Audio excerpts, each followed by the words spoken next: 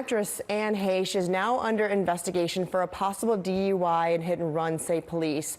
Officers confirmed they took a blood sample from the actress on Friday after she crashed into a LA home.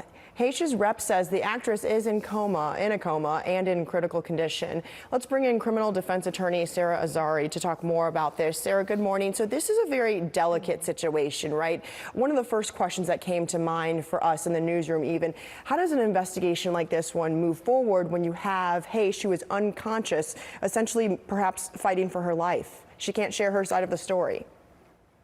Right. So, typically, Cheyenne, in a DUI investigation, and there's obviously a suspicion of DUI here at the top of the crimes that she's potentially exposed to, there's officer observations that we're not aware of. Officers may have smelled alcohol. We know that, according to TMZ, there was an open container in her car. And, of course, the erratic driving. But in a situation like this, they did follow proper protocol, which was to collect a blood sample. In California, we have a choice between blood and breath. Obviously, she was in no condition to make a choice. And so this was the appropriate way to go.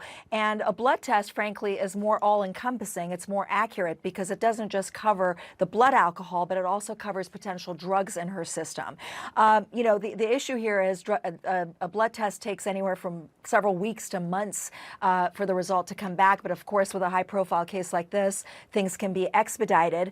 And, one thing I want to say is there's going to be challenges to a DUI charge here. There's the issue of a 3-hour rule that we have that is a rebuttable presumption that the longer the test takes or the collection of the sample takes from the time of driving, the less reliable, arguably, that the blood alcohol number is.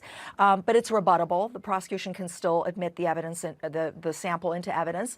And then there's also the issue of sterilization and contamination in the hospital. When was the blood drawn? Was there any issues of her being treated with potentially alcoholic substances that could have made a difference in the result?